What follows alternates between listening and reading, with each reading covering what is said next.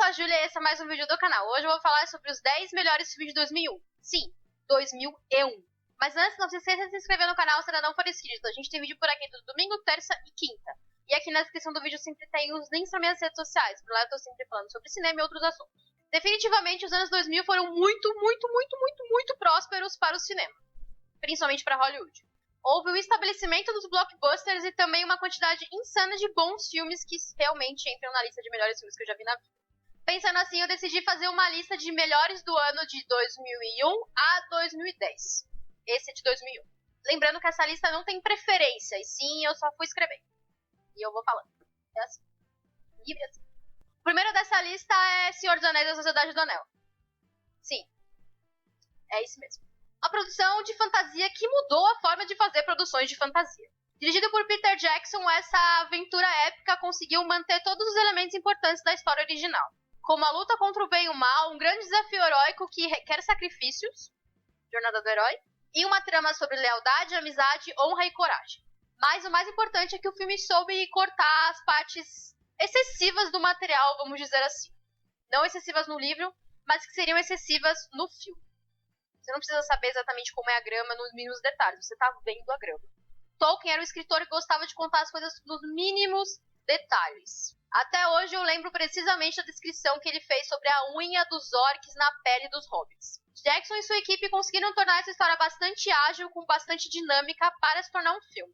E principalmente envolver um público que não leria os livros ou então não gostaria desse tipo de história naturalmente. Outro ponto brilhante foi a ambientação na Nova Zelândia, que virou a Terra-média. Fora os efeitos visuais que são impressionantes e ajudaram na imersão. Essa foi a melhor introdução para uma trilogia que se tornaria gigante. Gigante. Um beijo pra Amazon.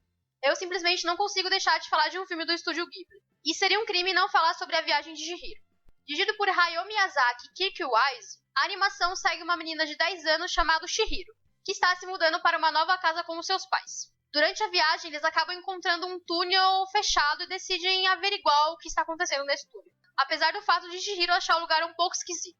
Quando eles ultrapassam esse túnel, eles acabam encontrando um parque de diversões que aparentemente está abandonado. Com fome, seus pais se alimentam da comida de um restaurante desse parque e acabam virando porcos gigantes. O jeito é Chihiro trabalhar em uma casa de banho para tentar cuidar dos seus pais, ou ficar perto dos seus pais. E logo ela descobre que nesse lugar esquisito existem diversos deuses e espíritos, que usam o local para descansar depois de um dia exaustivo de trabalho no mundo humano.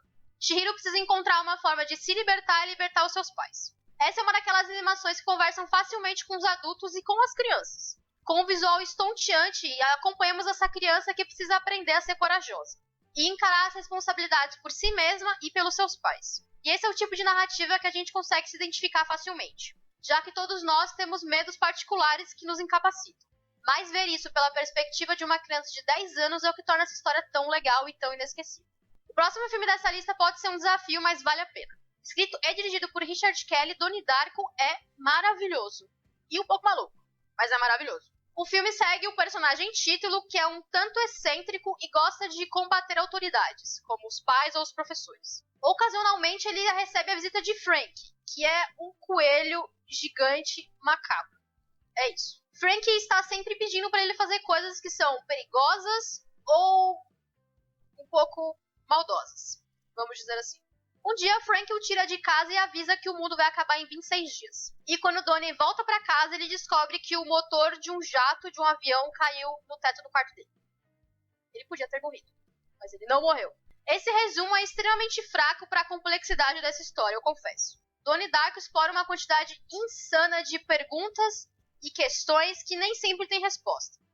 Ideias, muitas ideias. Imagine a alienação e realidades alternativas de Philip K. Dick com o surrealismo do David Lynch. Nasceu um filho que foi Donnie Darko. A primeira vez que eu vi esse filme eu fiquei completamente transtornada pelo Frank, confesso. E ainda mais transtornada porque eu não conseguia assimilar o que eu tinha visto. Eu era só um adolescente. Donnie Darko é um daqueles filmes que foi um fracasso de bilheterias, mas foi um sucesso em DVD e VHS. Por sinal, esse sucesso acabou influenciando o diretor a fazer uma nova versão do filme, com novas cenas, que realmente aumentam os conceitos filosóficos e científicos dessa história. O que torna Donnie Darko tão marcante é o fato de você poder criar várias interpretações. Desde viagens no tempo e realidades alternativas até o personagem estar tendo ou não um surto psicótico. Talvez esse não seja um bom filme pra quem gosta de histórias fechadas, mas é um filme maravilhoso pra quem gosta de teorias. Adaptado de um conto de Jonathan Nolan, Christopher Nolan fez Amnésia, um dos melhores filmes da sua carreira. Talvez o melhor. O filme acompanha um homem traumatizado pela morte da sua esposa, que sofre de um problema raro de memória que basicamente faz ele esquecer de tudo. Ele esquece de absolutamente tudo o que aconteceu há 10 minutos. Querendo vingar sua esposa, ele cria um sistema para poder lembrar o que aconteceu com ela. Tentar descobrir o que aconteceu com ela, na verdade. Consiste em basicamente juntar informações e colocar tudo em papéis, em pastas e principalmente em tatuagens. Amnésia foi apenas o segundo filme da carreira de Nolan, e o seu primeiro filme feito nos Estados Unidos. E ainda é um dos melhores filmes da sua filmografia. Thrillers psicológicos precisam de reviravoltas para eles funcionarem. Mas esse filme é inteiro uma grande reviravolta. Como se a história não fosse louca o suficiente, ele começa pelo final e termina pelo começo. Então você vai desenrolando essa história como um quebra-cabeças, que, ironicamente, depende da sua memória para funcionar. Se você piscar e perder algum dos fragmentos de memória do protagonista, você pode perder partes importantes dessa história. E esse é um daqueles filmes que melhoram a cada vez que você assiste de novo. Um dos filmes que eu mais vi na minha adolescência foi O Fabuloso Destino de Amélie Poulain. Eu tinha na minha parede escrito frases do filme. Esse era o nível de quantas vezes eu assisti. Dirigido por Jean-Pierre Jeunet, o filme acompanha Amélie, uma mulher que passou a sua infância basicamente isolada por conta de um problema cardíaco. Presa no quarto, ela acabou desenvolvendo uma imaginação bastante fértil que levou durante toda a vida. Mas, após a morte da princesa Diana, ela decide que ela quer mudar a vida das pessoas. Eu nunca esqueci a sensação que eu tive quando eu assisti O Fabuloso Destino de Amélie Poulain pela primeira vez. A fotografia de Bruno Delbonnel ficou gravada na minha memória. E eu só queria ver o mundo em amarelo e esverdeado para sempre. Esse é um conto de fadas moderno de uma mulher que quer ajudar todo mundo, mas tem muito medo de sair do seu próprio casulo. O Fabuloso Destino de Amélie Poulain é uma carta de amor a Paris e a amores impossíveis, ou amores inevitáveis. Um dos meus diretores favoritos também está nessa lista. Na verdade está mais de um, mas agora é um deles. Dirigido por Afonso Cuarón e coescrito com Carlos, o seu irmão, e sua mãe também conta a história de dois adolescentes que partem em uma viagem de carro com uma mulher mais velha, que é a esposa do primo de um deles. O Cuarón entra naquela lista de diretores que você assiste um filme e decide assistir tudo o que ele já fez depois disso. No caso, eu tinha visto Filhos da Esperança e eu queria ver novos filmes do diretor. Foi aí que eu descobri a diversidade narrativa dele, que é, sério, gigante. Ele fez um drama psicológico pós-apocalíptico e, anos antes, um drama intimista sobre personagens que estão se descobrindo, que são bem complexos. E entre eles dois, ele fez o melhor filme do Harry Potter. Sim, eu tô falando sobre O Prisioneiro de Azkaban. Apesar de A Sua Mãe também ser um filme bastante erótico, a história ambientada em 1999 conta um momento importante da história do México. E principalmente explora as diferenças sociais do país, que curiosamente são bem alheios para os protagonistas. Esse é um daqueles filmes sobre o complexo processo de amadurecimento de duas pessoas. E tudo isso com a belíssima fotografia de Manuel Lubezki, que é o escudeiro fiel do Cuarón. Esse é o momento que eu vou deixar claro para você que eu vou colocar nessa lista todo e qualquer filme do Wes Anderson. Dirigido por ele e co-escrito por Owen Wilson, os excêntricos Tenenbaum seguem uma família que se separa depois do divórcio dos pais. Enquanto os gêmeos tiveram uma infância bem-sucedida, a vida adulta foi um pouco desastrosa. Um pouco fracassada, vamos dizer assim. E claro, eles culpam o pai por isso. Agora eles são obrigados a se reunirem com o pai que afirma ter uma doença terminal. Eu sou apaixonada pela câmera do Anderson. Apaixonada. Eu queria ter, pela parede todas as imagens de todos os filmes dele. E principalmente eu sou apaixonada pela preocupação que ele tem pelos mínimos detalhes das suas histórias. Esse é um filme lindíssimo e extremamente triste sobre laços familiares quebrados, que aborda de forma bastante simples o peso da segunda chance. Aqui no canal eu fiz um vídeo indicando 4 filmes dele, eu vou deixar aqui na descrição do vídeo pra você ver. Esse é o tanto que eu gosto dele. Outros diretores que são difíceis de ignorar são os irmãos Coen. Escrito e dirigido pela dupla O Homem que Não Estava Lá, é um filme que é um pouco difícil de assistir. Ele segue a história de um barbeiro mal-humorado que vive no norte da Califórnia, uma pequena cidade. Insatisfeito com a vida, ele vê na infidelidade da sua esposa uma forma de ganhar dinheiro, que é basicamente chantageá-la. Mas o esquema acaba não dando certo e a vida dele vira uma loucura. Como eu disse, esse é um dos filmes mais inacessíveis dos irmãos Coen, porque ele é bastante maduro e bastante pesado. O clima dele é pesado. Acompanhar o protagonista, que é como um espectador da sua própria vida, é um tanto desconfortável. Principalmente à medida que a sua vida sai do controle e é basicamente dominada por arrependimento e tristeza. A fotografia sempre lindíssima de Roger Deakins faz muita diferença também. E principalmente colabora pra gente ter essas sensações. Essa é uma fantástica adição ao subgênero noir que os irmãos Coen gostam bastante de explorar.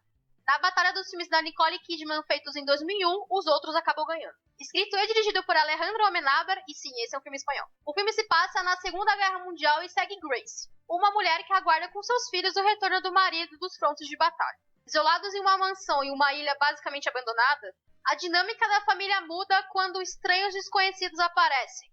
Estranhos desconhecidos que ela não consegue ver. Existe uma sensação insuportável, sufocante nesse filme. A tensão é gigantesca, dá até um certo mal-estar. A primeira vez que eu vi esse filme foi na televisão aberta e eu fiquei aterrorizada para a vida com a cena da menina brincando com o véu. Nicole Kidman está fantástica como essa mãe atormentada por assustadores invasores desconhecidos. E esse é um dos melhores filmes de terror que eu já vi, porque consegue utilizar muito bem o clássico recurso de criar atenção e não dar sustos desnecessários no espectador. Se os outros fazem uma metáfora sobre a solidão e isolamento de uma mãe, A Espinha do Diabo fala sobre a guerra. Dirigido por Guilherme Del Toro, coescrito com Davi Munhoz e Antônio Trasroras, esse terror gótico é ambientado em 1939, o último ano da Guerra Civil Espanhola.